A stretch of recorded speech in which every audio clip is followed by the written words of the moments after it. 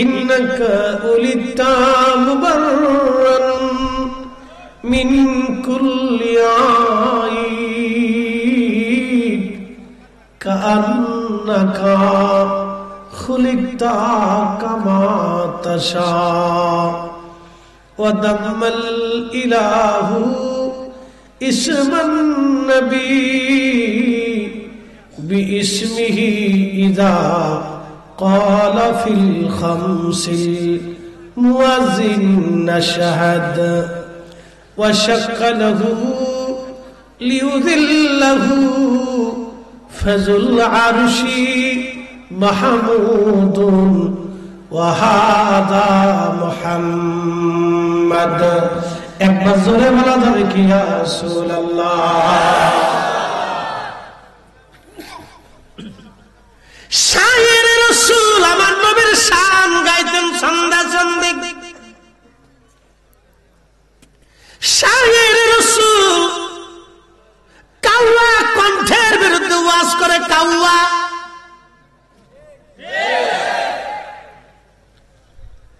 কণ্ঠের মুজিজা দাউদ আলাইহিস সালামকে আল্লাহ দিয়েছিলেন জাবুর শরীফ। যখন দাউদ আলাইহিস সালাম পড়তেন ইমাম ইবনে কাসির আল বাদায়ের মধ্যে তিনি লেখেন এত সুন্দর সুর জাবুর পড়তে যাই একটা সুর উনি দিতেন না, আল্লাহ ৭০টা সুর উনি জাবুরে দিতেন।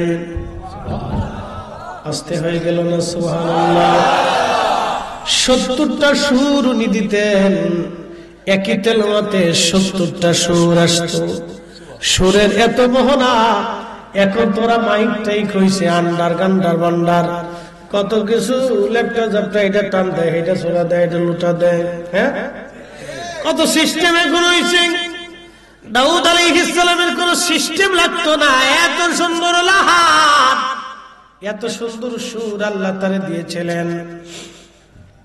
জাবুর শরীফ যখন উনি পড়তেন একই তেলাওয়াতে ৭০টা সুর উনি যখন দিতেন, সুরের মোহনাতে পশুরা ছটফট করে মারা যাইতো। একসাথে বলবেন আল্লাহু আকবার। না না জোরে বলেন, জোরে জোরে জোরে। আল্লাহ জান্নাতের ভিতরে নিয়ে গান শোনাবে। কি শোনাবে? জোরে বলেন। একটা যা মুগরা ভাইটা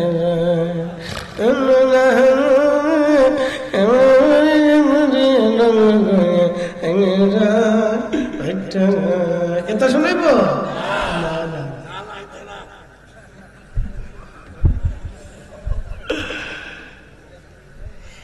এত সুন্দর সুর জান্নাতি, এত সুন্দর গায়িকা।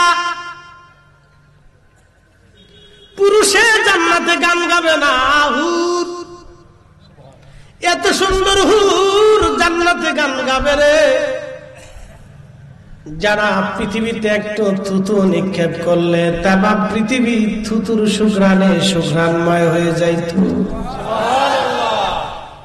ওই হুর জান্নাতে গান শোনাবে স্বামীরে। এত সুন্দর কণ্ঠ হবে, হুরেরা জান্নাতে গান শোনাবে। গান গান গান। আমার দিন কি এমনে যাবে বইয়া প্রাণ মুর্শিদ, আমার দিন কি এমনে যাবে বইয়া। আমি দিন ভিখারি পারের তরি ফালাইছি হারাইয়া প্রাণ মুর্শিদ, আমার দিন কি এমনে যাবে বইয়া। পার ঘাটাতে তুমি পারের নাইয়া প্রাণ মুর্শিদ, আমার দিন কি এমনে যাবে বইয়া।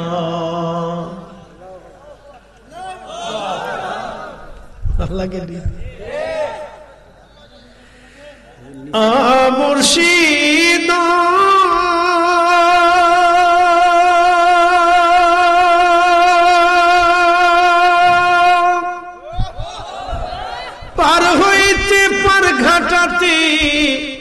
ঘাটে দেখি যাইয়া রে, ঘাটে দেখি যাইয়া কত আশেক জনে পার হইতাছে, কত আশেক জনে পার হইতেছে প্রেমের সারি গাইয়া। প্রাণ মুর্শিদ আমার দিন কি এমনে যাবে বইয়া।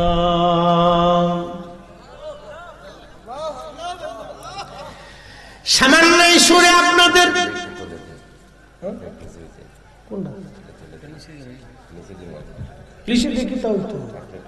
আর গেলে আবার লাগল পেতো না, জ্বালা আছে থাক এমনি ফিসে থাক, এটা ফিসে দেওয়া সোজা হয়ে গেছি আর কি, জ্বালা আছে না। এই সামান্য সুরে আপনাদের হৃদয়ে আন্দোলিত হলাম। জান্নাতের সুর এত মধুর, সুন্দরী রমণী আপনার বিবি স্ত্রী হুর যখন গান গাবে তখন তো কেমন লাগবে আপনি একটু চিন্তা করেন। আমরা দেশের টিকটক করা বেডি না, কথা বলবেন আন্ডা ডান্ডা ভাষা,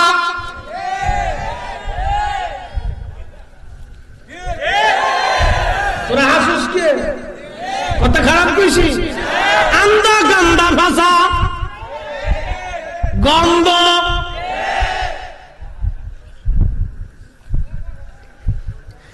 এইবারে জান্নাতে গান গাবে না।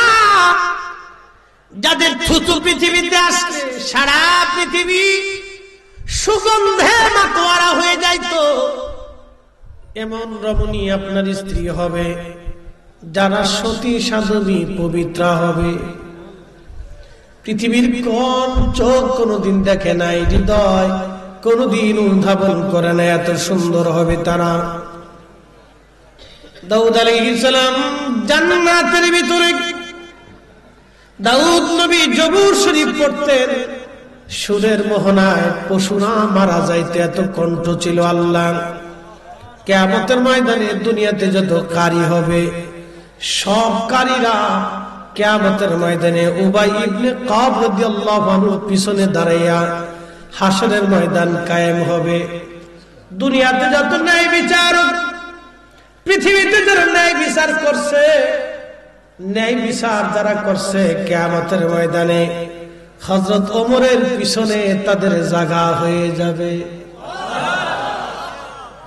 আর যারা ন্যায় বিচার করে নাই, চোখ মেরে দিয়ে বিচার করছে,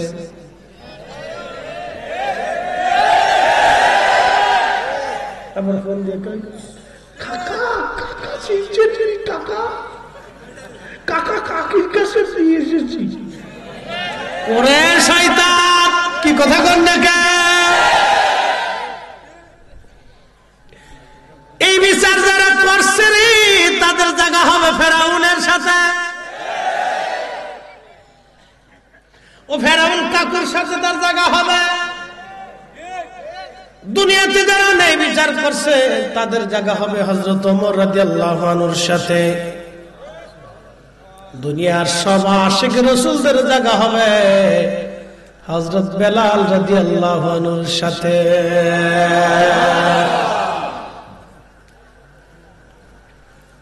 হবিগঞ্জবাসী মনোযোগ দিয়ে কথাগুলি শুনে যাবেন।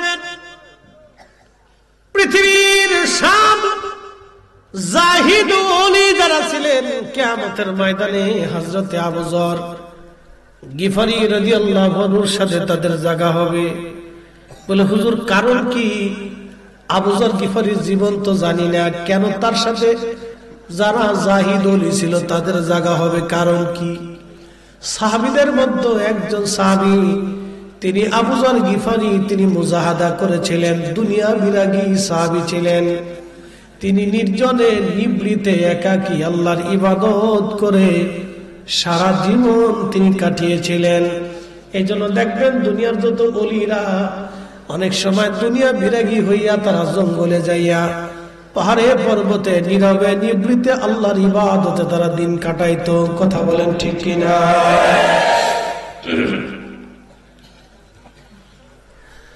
খুবই মনোযোগ দেন। আবু যর গিফারী রাসূলের একজন সাহাবী রাসূল, তিনি নীরবে একা একা থাকতেন। সাহাবীরা এসে বিচার দিয়ে বলল, হুজুর আবু যর গিফারী একা একা থাকে, সাহাবীদের মেলের মধ্যে আসে না। নবীজি আল্লাহ নবী ডাক দিয়ে বলেন, সাহাবীরা রে, আমার আবু যররে একা থাকতে দাও, এই একা একাই থাকবে, একা একাই মারা যাবে, কিন্তু তার জানাজাতে বহু মানুষ আসবে।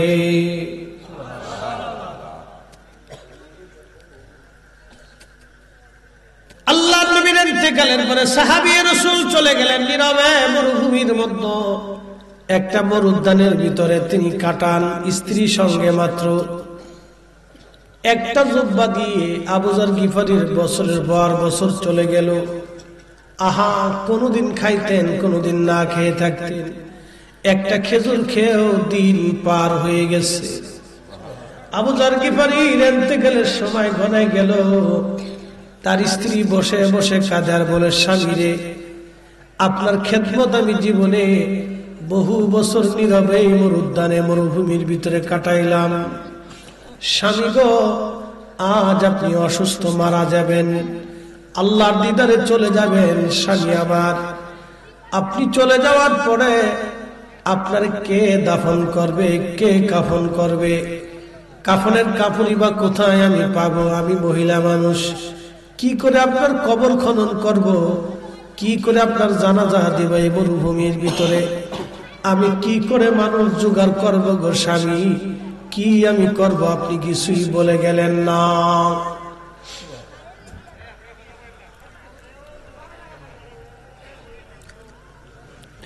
হরিগঞ্জবাসী সাহাবী রাসূল ডাক ডাকে, বিবি রে, তুমি কি শুনো নাই? আমার রাসূল বলেছি আমি থাকবো একা, মারা যাবো একা, কিন্তু আমার জানাজাতে বহু মানুষ আসবে। বিবি রে, পৃথিবী উল্টে যাবে, আমার রাসূলের কথা কখনো মিথ্যে হবে না। একসাথে বলেন আল্লাহু আকবার। তারা সাহাবীরা এইভাবে রাসূলকে বিশ্বাস করতেন। নবীর উপরে কিনকি ওয়া সাদাকা রাসূলুহু নবিউল কারীম, নবী সত্য বলেছেন, কোন নবী মিথ্যা বলেন নাই। নবী যাহা বলেছেন তাহা হবে। কিয়ামতের ময়দানে, কিয়ামতের আগে নবী বললেন ৮৫টা আলামত হবে। একটা আলামত হলো ডিভোর্সের সংখ্যা বাড়বে, তালাকের সংখ্যা বাড়বে, স্বামী স্ত্রীর তালাক বিচ্ছেদ বাড়বে। ২ নম্বর হলো জায়গায় জায়গায় বেহায়াপনা হবে, প্রকাশ্যে ছেলেমেয়েরা জেনা করবে। আজকে botanical garden, Ramna park, Cox's Bazar সমুদ্র বীচ আর পতেঙ্গা সমুদ্র বীচ বলেন, হোটেল মোটেল বলেন, আর কে পার্কে বলেন, জায়গায় জায়গায় কোনায় কোনায় মানকে জিভায় কাতি মাসের কুত্তা যেমন পাগল হয়, আমাদের ছেলে মেয়েরা বেহায়াপনায় পাগল হয়ে গেছে। কথা কয়, বিয়ে করবেন না, খুঁজে পাওয়া যাবে না। কথা কোন লেখা? এটা কিয়ামতের আলামত।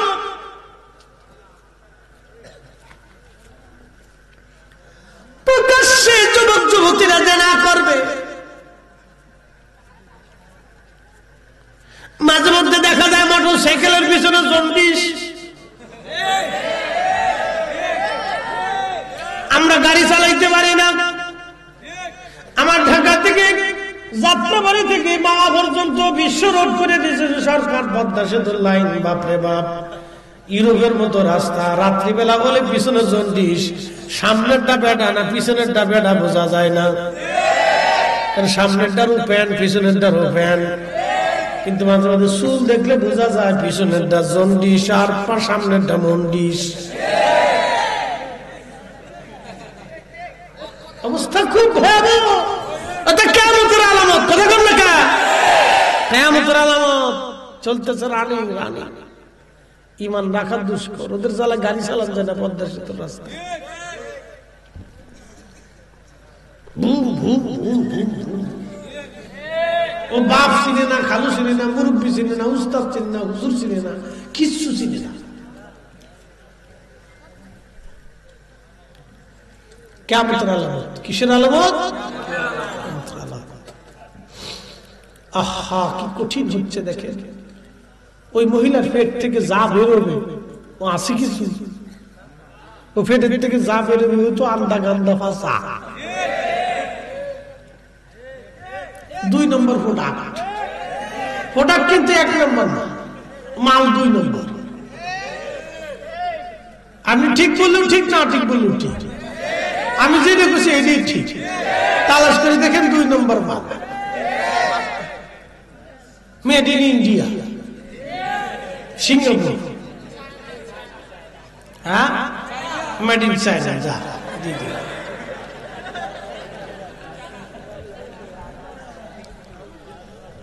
ওয়ান টাইম ফরার সাথেই শেষ, ওটা আর খুঁজে পাওয়া যাবে না।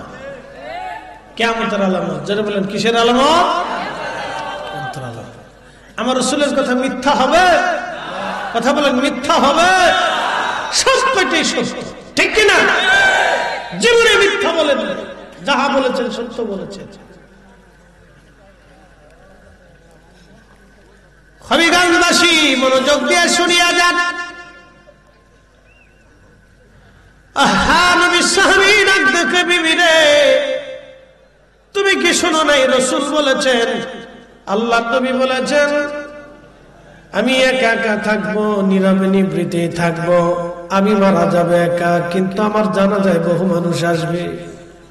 বিবি রে, আমার রাসূলের কথা মিথ্যা হবে না। তুমি টিলার উপরে যায় দেখো কোন কাফেলা আমার দিকে আসেনি আজ। যদি আসে তাহলে বুঝবা আমার সময় শেষ।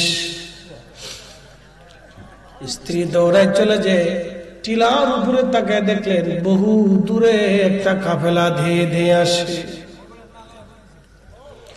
স্ত্রী ডাকতে বলেন, স্বামী কথা তো ঠিক, দূর থেকে একটা কাফেলা মনে হয় আসে, দূর থেকে মনে হয় একটা কাফেলা আসতেছে, দূর থেকে মনে হয় একটা কাফেলা আসতেছে, দূর থেকে মনে হয় একটা কাফেলা আসে। স্ত্রী ডাকতে বলতেছে, স্বামী মনে হয় কাফেলা দেখা যায়। বলে, বিবি রে তাহলে শুনে রাখো আমার সময় শেষ, আর সময় আমার পাওয়া যাবে না। আবু যর গিফারী রাদিয়াল্লাহু আনহু ইন্তেকাল করলেন। আহা, ওই কাফেলার যিনি সাইয়্যিদ ছিলেন, প্রধান, তার নাম হযরত আব্দুল্লাহ ইবনে মাসউদ রাদিয়াল্লাহু আনহু। নবীর সমস্ত মুফতি সাহাবীদের মধ্যে শ্রেষ্ঠ মুফতি সাহাবী ছিলেন আব্দুল্লাহ ইবনে মাসউদ, যিনি ফতোয়া দিলে আর কোন সাহাবী ফতোয়া দিতেন না। এত বড় মুফতি ছিলেন। আল্লাহ নবীর পরে সবচেয়ে বড় মুফতি ছিলেন, গ্রান্ড মুফতি। গ্রান্ড মুফতি ছিলেন আব্দুল্লাহ ইবনে মাসউদ, কিন্তু প্রথম জীবনে ছাগল চড়াইতেন। একসাথে বলবেন আল্লাহু আকবার। প্রথম জীবনে কি চড়াইতেন? ছাগল। ইমাম মাহদিও ছাগল চড়াতেন। বলতেছি হযরত আব্দুল্লাহ ইবনে মাসউদ ছাগল চড়াইতেন প্রথম জীবনে। তো ছাগলের পাল নিয়ে তিনি পাল চড়াচ্ছেন মরুভূমিতে। আবু বকর সিদ্দিক রাদিয়াল্লাহু আনহু এবং আমার নবীজি দুইজন মরুভূমির ভিতর দিয়ে হেঁটে হেঁটে ক্লান্ত, পানি তৃষ্ণা লেগে গেল। নবীজি বলেন, আবু বকর পানি যদি একটু হতো ভালোই হতো। বলে, হুজুর এখন তো ধুধু মরুভূমি, এখন কোথায় পানি পাবে ইয়া রাসূলুল্লাহ? বলে, দেখো তো কোন ছাগলের রাখাল দেখা যায় কিনা, কারণ ছাগল বা উট দুম্বা হলে দুধ দহন করে দুধ খেয়ে অন্তত তৃষ্ণা নিবারণ করতে পারবো। আব্দুল্লাহ ইবনে মাসউদ তখন ছাগল চড়াচ্ছিলেন, দেখলেন দূর থেকে দেখা যায় একটা ছাগলের পাল। আল্লাহর নবী এবং আবু বকর দুইজন পায়ে হেঁটে হেঁটে হেঁটে হেঁটে আসলেন। আসার পরে দেখতেছে একটা বালক ছাগল চড়ায়। ডাক দিলেন, বালক তোমার নাম কি? বলে, আমার নাম আব্দুল্লাহ। আল্লাহর নবী নামটা শুনে খুশি হয়ে গেলেন। আব্দুল্লাহ তুমি ছেলে মানুষ, আমার একটু দুধ দিবা, তোমার ছাগল থেকে দুধ দহন করে একটু দুধ দাও, আমি তৃষ্ণার্ত, পানি খাওয়া লাগবে।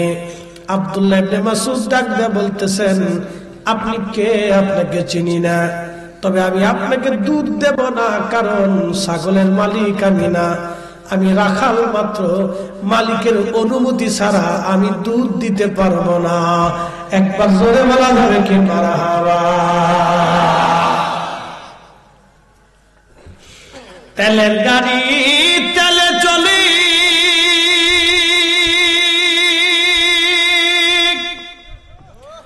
হাওয়ার গাড়ি হাওয়ায় উড়ে, বিনা তেলে চালাই গাড়ি নবী সুলাইমান। আমরা সেই মুসলমান, আমরা সেই মুসলমান। মসজিদের জুতা ভালো জোড়া পালেও চুরি করি,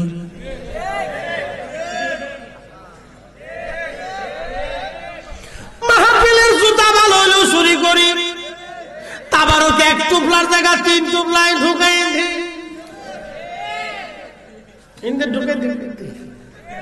ঢুকে দে।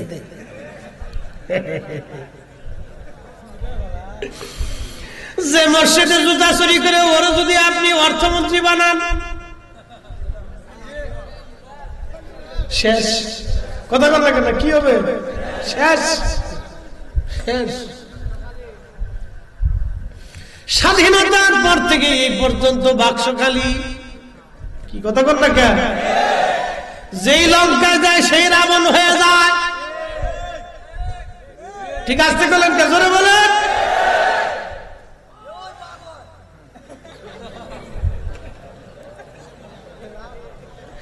যে ক্ষমতায় যায় সেই খালি ধান্দা খুঁজে কোনটা ধান্দা করা যায়। কিন্তু শুনে যান, সেই দিন সাহাবী রাসূল, তখনও সাহাবী না, কেবলমাত্র বালক, ডাক দিয়ে বলতেছে, আমার নবীরে তখনও চিনে না, আপনি কে? চিনি না, কিন্তু শোনেন, ছাগলের মালিক আমি না, ছাগলের মালিক আর একজন, আমি রাখাল, আমি মালিকের অনুমতি ছাড়া ছাগলের দুধ আপনাকে দেব না। একসাথে ধরে বলা যাবে কি আল্লাহু আকবার। আর আমরা জমিনের আইল খেলি, আইলি কয় তুমি আমার কুবাও কে? তোর সোজা করতেছি,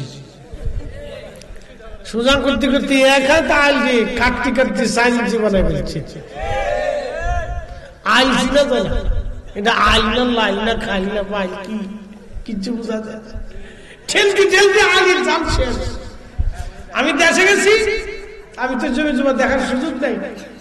বড় ভাই একটু ঘুরে ঘুরে আইবে পশ্চিম পাড়া থেকে, তো পশ্চিম পাড়া আমাদের জমি আছে, তা দেখতে গেছি যে আইল ঠেলতে ঠেলতে আইল থাকবে সুজা বাঁকা করে ফেলছে। তাই বললাম, কাকা আইল এরকম বাঁকা হইলো কে? ওইরকমই ছিল। আমি বললাম যে কাকা, ছোটকাল থেকে তো সুজাই দেখছি, আজকে হঠাৎ বাঁকা হয়ে গেল কেন? আব্বা থাকতে দেখছি সুজা, আব্বা মারা গেছে, আমি ক্লাস 3-তে থাকতে, তখনই তো আব্বার সাথে আসতাম, আমি তো তখন সুজা দেখছি, তো বাঁকা হইলো কে? না বাঁকাই ছিল, বাঁকাই, এটা আমি পাই। কাকারে যদি আপনি পান তো বাঁচাই দিলেন, আর যদি না পান কিয়ামতের ময়দানে জমি কিন্তু আমাকে বুঝাই দেওয়া লাগবে। পরের তারিখ যায় দেখলাম সোজা হয়ে গেছে। তার মানে ভালো লোকটা বুঝতে পারছে না ভুল হয়েছে, কথা ঠিক কিনা? কেউ যদি ভুল স্বীকার করে তাহলে তার ওইটাকে গ্রহণ করতে হয়, তার ক্ষমা করতে হয়, এটা হলো নিয়ম। ভুল স্বীকার করছে, চিন্তা করছে না হুজুরের লাগে পারাপারি করে লাভ, এতে জাগা মতো ধর্ম। আমাকে কয় সমন ধান খাবেন এক হাত থেকে খাতে থাকেন, কিয়ামতের ময়দানে বুঝাই দিয়ে তারপরে যাইতে কি কিয়ামত কায়েম হবে না? কথা কন না কেন? হবে না? হবে হবে। এদেশের কোটি কোটি টাকা ওই যে সুইস ব্যাংকে বেগম পাড়া সেগুন পাড়া যারা বিচ্ছে বাড়ি মানে খা, কিয়ামতের ময়দানে সব ধরা পড়বে। সেই দিন 18 কোটি মানুষের মামলা পড়বে, আমরা দেখবো চাচা দিয়ে দাও। কি কথা বল না, কাকা দিয়ে দাও, কাকা দিয়ে দাও, আজকে বুঝাই দাও, ও ফাজলিমি চলবে না, আজকে দিয়ে দাও। সেই দিন আমরা না হওয়া পর্যন্ত ছাড়বো কাউকে ছাড়তেছি না। ও পাকিস্তানের আগেও না, পাকিস্তানের পরেও না, এখনো না, আগামী দিন। প্রিয় উপস্থিতি, খুব মনোযোগ দিয়ে হযরতে আবু যর গিফারী রাদিয়াল্লাহু হযরত আব্দুল্লাহ ইবনে মাসউদ ডাক দেয়, আমি দুধ দেব না। নবীজি বললেন, আব্দুল্লাহ রে, খুবই সুন্দর কথা, মালিকের অনুমতি ছাড়া তুমি দুধ দেবা না, এটা তো সুন্দর কথা। তাহলে একটা কাজ করো, যে ছাগলের দুধ দেয় ওই ছাগলের দুধ দহন করার দরকার নাই। যে ছাগলের বাচ্চা হয় নাই, এখনো দুধ হয় নাই, উলানি হয় নাই, ওই ছাগলটা আনো, আমি দুধ দোয়াই নেই।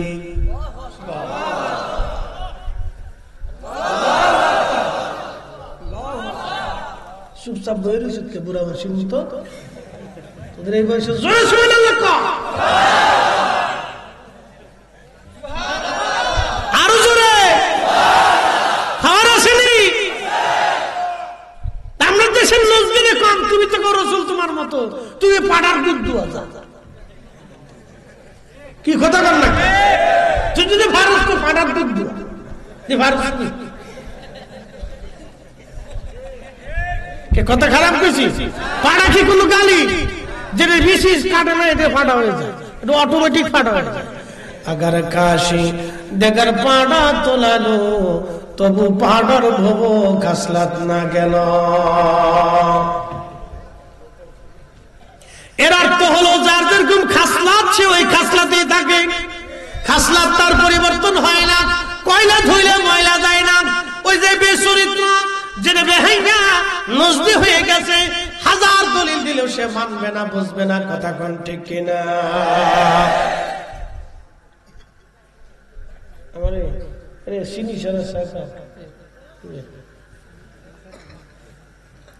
দাম বাড়ার পরে তেমনি যা চিনি খাবো না, যা খাইলাম কি হয়েছে তাতে? চিনি ছাড়া চা খাই ভালোই লাগে, আর চিনি দেখালে মজা লাগে না। ডায়াবেটিস নেই, আজকে টেস্ট করে এসেছি হবিগঞ্জ থেকে, 5.5 না 6, তোমরা ডায়াবেটিস নেই। হাজে যাওয়ার আগে মাপছি, তাও 5 পয়েন্ট। আমার ওই ডাক্তার, ইসলাম ডাক্তার, একদিন মাপছে 16 পয়েন্ট। আপনার তো ডায়াবেটিস, গত বছর মাপছে 16 পয়েন্ট, আপনার তো ডায়াবেটিস গেছে। শুনে যাবেন ভালো করে, আল্লাহ তুমি ডাকতে বলতেছে, আব্দুল্লাহ, যে ছাগলের দুধ হয় না ওই ছাগলটা তুমি আমার কাছে আনো, আমি নিজে দুধ দহন করে নিব। আব্দুল্লাহ ইবনে মাসউদ বলতে যায়, কয় কি দুধ হয় না, কেমনে দুধ দহন করবে? বাচ্চাই হয় নাই ছাগলের কাছে, ছাগলের ওলানি আসে নাই, কেমনে দুধ হবে? বলে, আব্দুল্লাহ রে, তুমি ছাগলটা আনো। আবু বকরকে বলেন, আবু বকর, একটা পেয়ালা নিয়ে আসো। হযরত আবু বকর খোলসালা একটা পাথর নিয়ে আসলেন, যে পাথরের মধ্যে খোলস আছে। পাথর নিয়ে এসে এটা সুন্দর করে মুছে ধুলাবালি ফেলে পরিষ্কার করে হযরত আব্দুল্লাহ ছাগলের নিচে ধরলেন। আব্দুল্লাহ ইবনে মাসউদ চিন্তা করলেন, ছাগল তো দিব, বেশি বয়সালা দেওয়া যাবে না, একবারে ছোট যেটা ছাও এটা ধরে নিয়ে আইছে, আইনা আল্লাহ নবীর সামনে দিছে। দেওয়ার পরে আল্লাহ রাসূল বরকতের হাত যখন উলানে হাত মারছে, তখনই উলান ছেড়ে দিছে। আর জোরে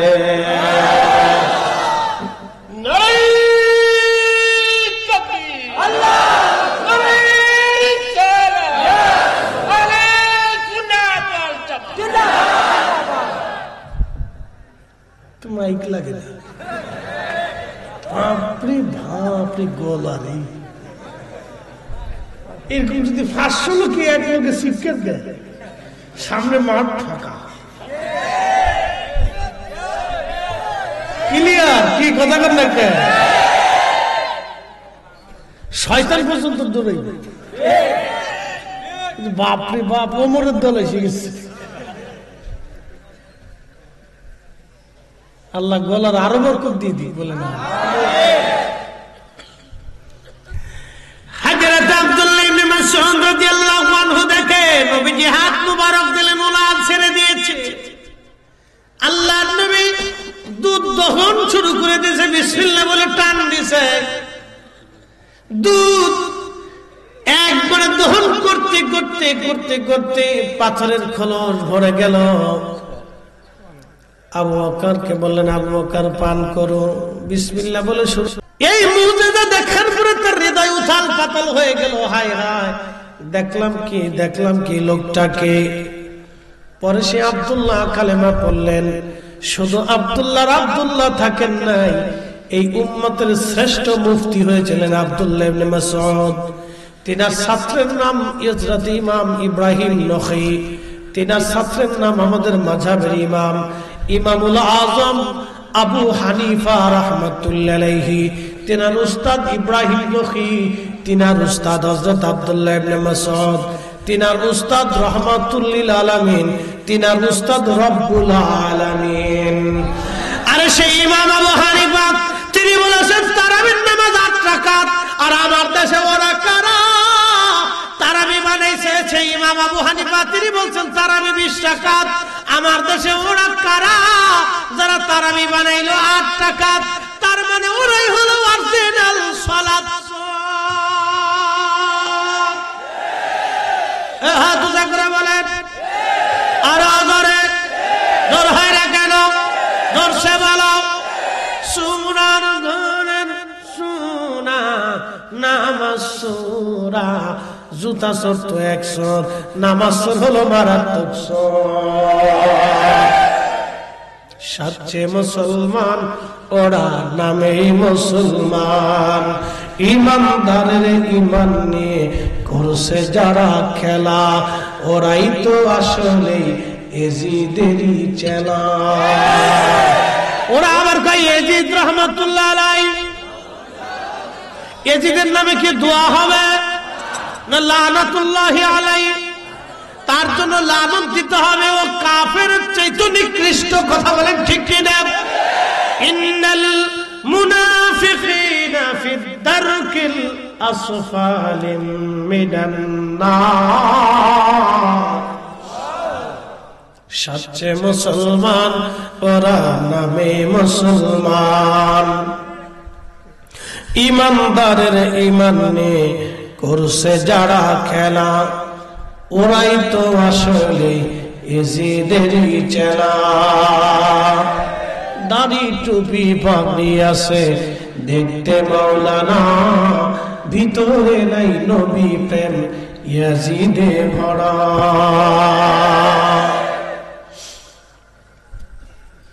হরিগানবাসী মনোযোগ দিয়ে শুনিয়া যাবেন।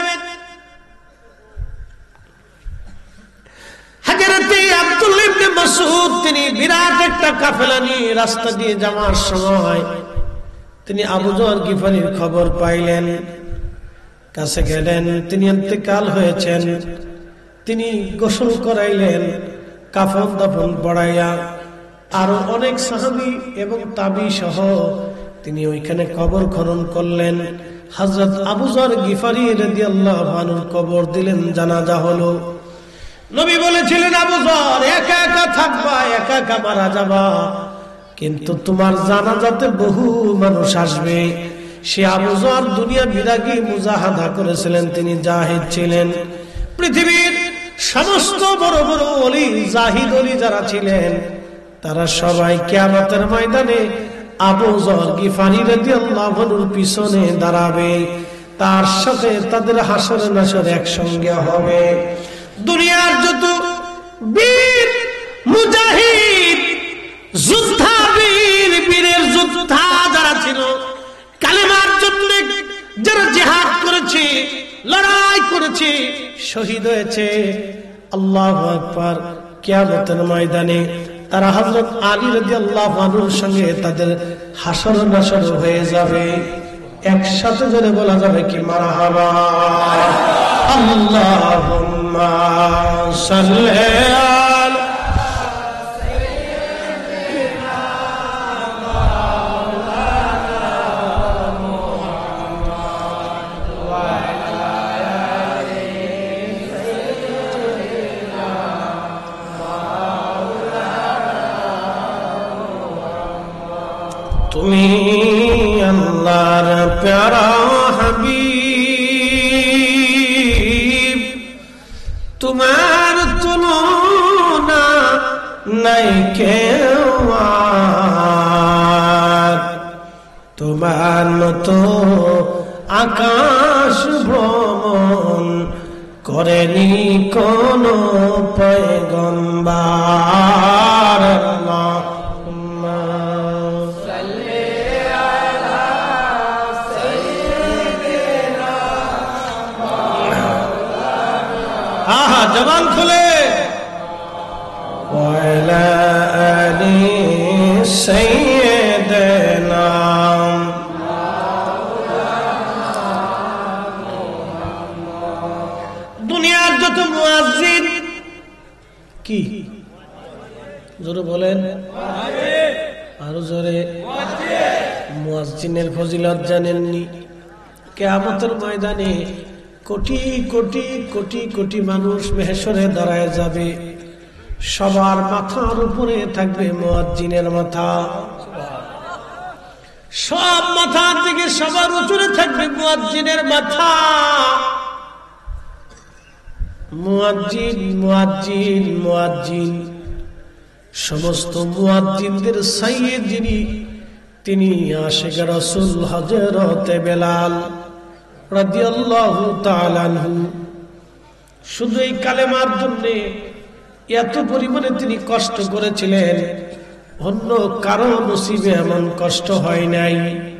হযরত বেলাল যে পরিমাণে কষ্ট করেছিলেন, এমন দুঃখ কারো জীবনে কোনোদিন হয় নাই। হযরত বেলাল যেমন দুঃখ বরণ করেছিলেন। হবিগঞ্জবাসী, প্রশ্ন করি, কালেমার জন্য কেউ কি আপনাকে কোনোদিন মেরেছে? আযান দেওয়ার কারণে মার খাইছেন? না, শুধু মাঝে মাঝে পবিত্র মিলাদুন নবীর জশ্নে জুলুস মিলাদুন নবী পালন করলে আমার দেশে একদল আছে যারা বিরোধিতা করে সুন্নিদেরকে তেরে তেরে মারতে আসে। কি কথা বলেন, ঠিক কিনা?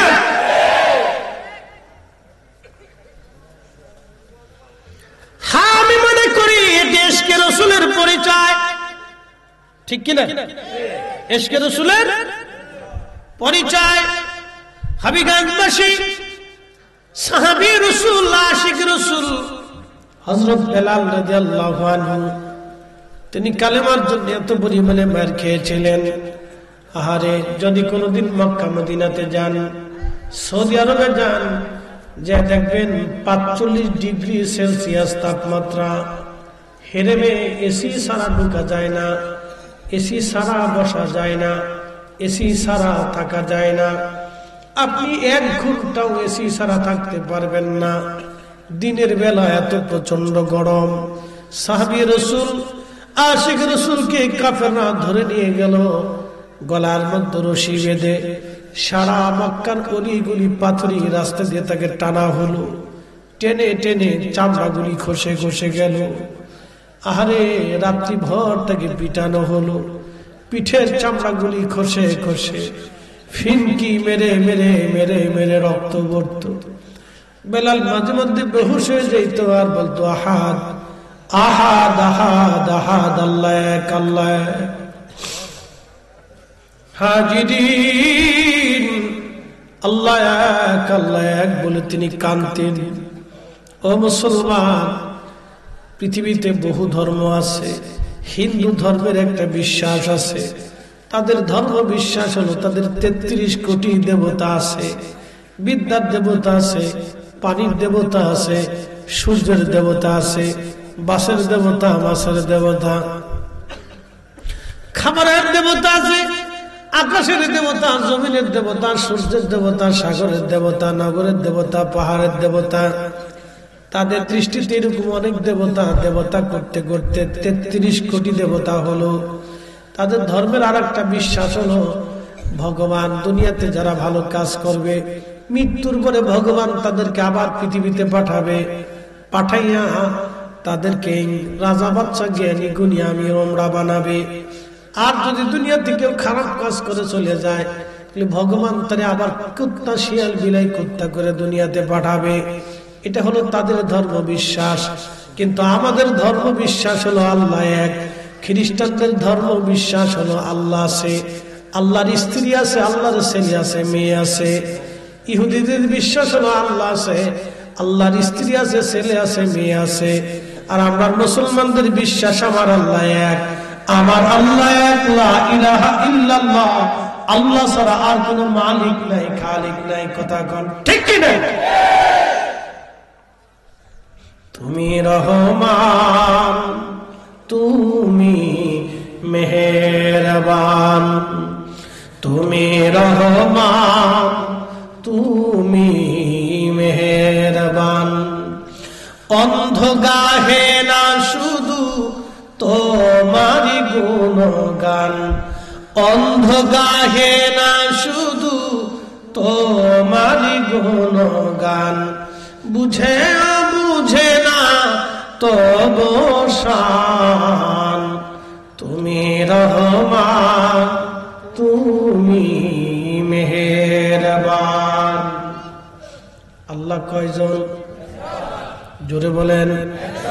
কুল হুয়াল্লাহু আহাদ, আল্লাহুস সামাদ, লাম ইয়ালিদ ওয়া লাম ইউলাদ ওয়া লাম ইয়াকুন লাহু কুফুওয়ান আহাদ। বেলাল শুধু বলে আহাদ আহাদ আহাদ আহাদ। আল্লাহ এক, আল্লাহ এক, আল্লাহ এক, আল্লাহ। ওনার জিহ্বা গলার মধ্যে লাঠি, গলার মধ্য দিয়ে চাপ দিয়ে ধরে জিহ্বা বের করা হলো। জিহ্বা খানা টেনে বের করে আশিক রাসূল হযরত বেলাল রাদিয়াল্লাহু আনহুর জিহ্বার ভিতরে একটা লোহার শিক গরম করে জিহ্বানি পার করে ফুটা করে ওনার মুখের মধ্য দিয়ে ঝুলিয়ে রাখা হলো। আহারে সেই কঠিন দিন হযরত বেলালের জিহ্বা বন্ধ করেছে, কিন্তু হৃদয় বন্ধ করতে পারে নাই। আমার হাত বাঁধিবি, চোখ বাঁধিবি, আমার হৃদয় বাঁধিবি কেমনে? আমার হাত বাঁধিবি, চোখ বাঁধিবি, পা বাঁধিবি, কিন্তু হৃদয় বাঁধিবি কেমনে? সেই দিন বেলালের হৃদয় বাঁধতে পারে নাই। উহুদ পাহাড়ের মতো দৃঢ় ঈমান হযরত আশিক রাসূল বেলালের মতো আশিক যদি আমরা হইতাম, বেলালের মতো আশিক যদি আমরা হইতাম, এ দুনিয়ায় নবীর দেখা পাইতাম। সালাতুন ইয়া রাসূলুল্লাহ,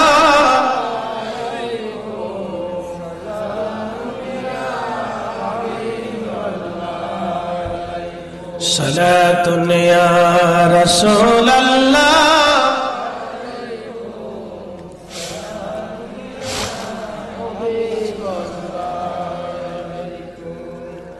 ভাই সাহেব, কষ্ট হচ্ছে আপনাদের?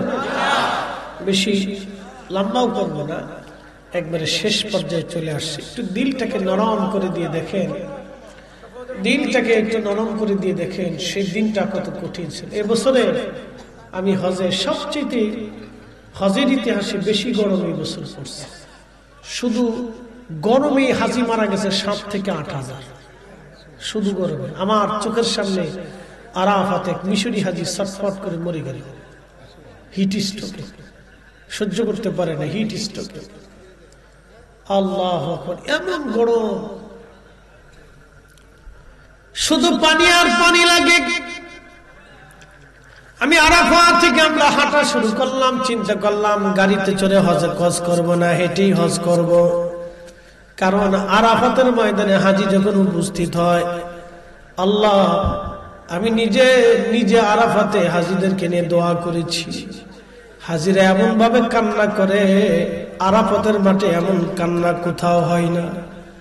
মিনাতে দোয়া করেছি, আহা মুজদালিফায় দোয়া করেছি, হেরেমে দোয়া করেছি, মদিনাতে দোয়া করেছি। হাজিরা উহুদে যেখানে নবীর দন্ত মোবারক শহীদ হওয়ার পরে আমার নবীজি যেখানে বিশ্রাম করেছিলেন, ওইখান থেকে আল্লাহু আকবার, আমি নিজের সাক্ষী, ওখান থেকে রাত্রিবেলা আল্লাহ নবীর 1450 বছর আগে বসেছিলেন, সেই শুকরান এখনো ওখান থেকে বের হয়। আমি নিজের সাক্ষী, ওইখানে আমি বসেছি, 4-5 জন আলেম আমরা একসাথে ছিলাম। 1450 বছর পরে ওখান থেকে এখনো জান্নাতের ঘেরান আসে। পৃথিবীর কোন আতরের সাথে ওই আতরের ঘেরানের সুঘ্রাণ এক হবে না। আল্লাহর কসম করে বলতেছি, হবিগঞ্জবাসী, এত সুন্দর ঘ্রাণ পৃথিবীর কোথাও আপনি পাবেন না। নবীজি 1400 বছর আগে ওইখানে বিশ্রাম করেছিলেন। আহা, দন্ত মোবারক শহীদ হয়েছিল, মাথা মোবারক কেটে গিয়েছিল। যেখানে দন্ত শহীদ হয়েছিল ওইখানে এখন একটা ছোট্ট মসজিদ আছে, যে মেহরাবে নবীজি যোহর এবং আসরের নামাজ পড়েছিলেন। আসরের নামাজের পরেই কাফেররা নবীকে আক্রমণ করেছিল।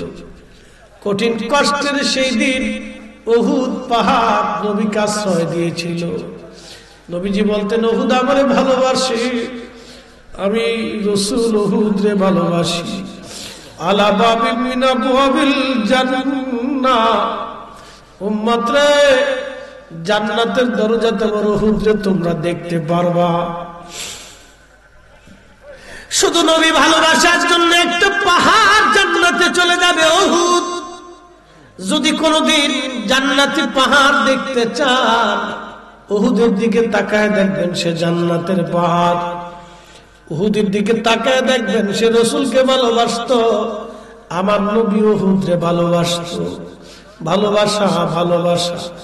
বেলাল আমার নবীরে ভালোবাসতো, এমন ভালোবাসা দিল রে, কলিজা দিয়া, জীবন দিয়া, রক্ত দিয়া ভালোবাসছে। এমন ভালোবাসা দিল রে, কলিজা দিয়া, রক্ত দিয়া, জীবন দিয়া ভালোবাসা দিচ্ছে। কাসওয়া উট নবীরে ভালোবাসতো, শুধু ভালোবাসে নাই, বিরহ বেদনা সহ্য করতে না পেরে কাসওয়া আত্মাহুতি দিল। রাসূল ভালোবাসার ইতিহাস বড় করুন, নবী ভালোবাসার ইতিহাস বড় কঠিন। হে হবিগঞ্জবাসী, হযরত বেলাল এমন ভালোবাসা ছিল, আহাদ আহাদ আহাদ আহাদ বলে কাঁদতো বেলাল। জিহ্বা বন্ধ করে দিল, হৃদয় বন্ধ করতে পারে না বেলালে। একবার হুশ আসতো, আবার বেহুশ হয়ে পড়ে যাইতো বেলাল মরুভূমির ভিতরে। উত্তপ্ত বালু চিৎ করে শোয়াইয়া বুকের মধ্যে পাথর চাপা দিয়ে হাত পা গুলি বেঁধে সবাই মরুভূমির মধ্যে রেখে চলে আসতো। ওরা মনে করতো বেলাল বুঝি মরে গেছে,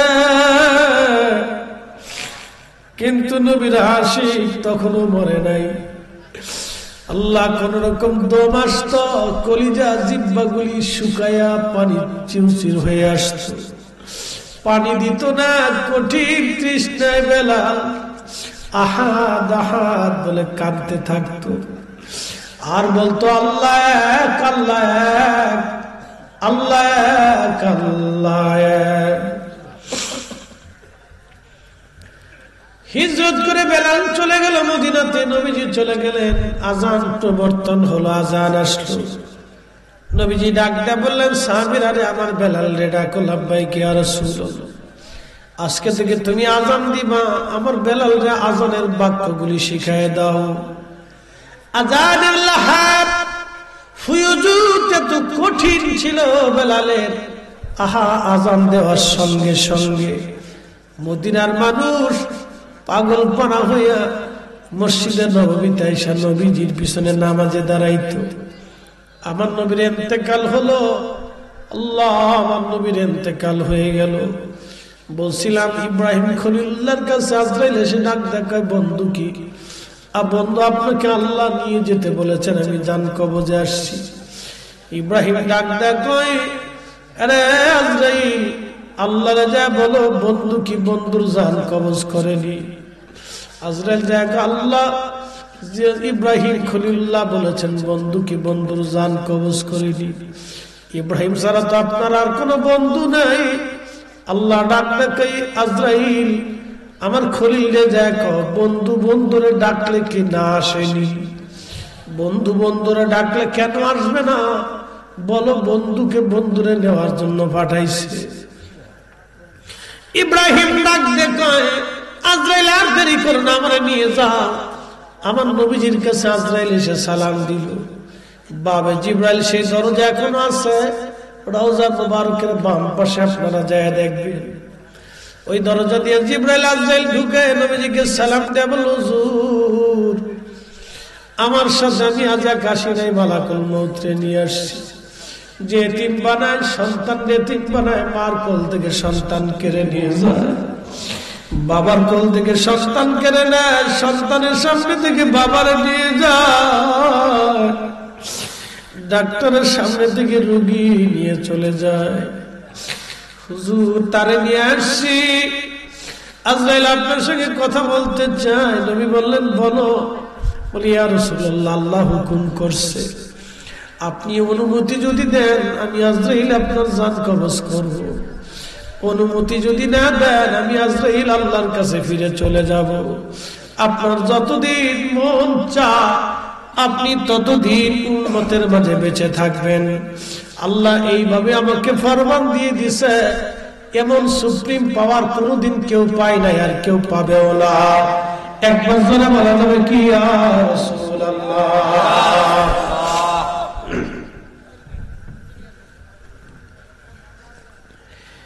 এই সুপ্রিম পাওয়ার কারণ নসিবে হবে না নবীজি, আর কেউ পাবে না।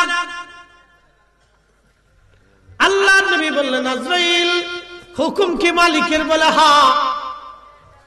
নবীজি জিব্রাইলের দিকে তাকাইলেন। জিব্রাইল বলে, ইয়া রাসূলুল্লাহ, আল্লাহর বিধান এরকম নবী গো। তবে হ্যাঁ ইয়া রাসূলুল্লাহ, আপনার মাশুক আল্লাহ আপনার দিদারের অপেক্ষায় আগ্রহী হয়ে আছে।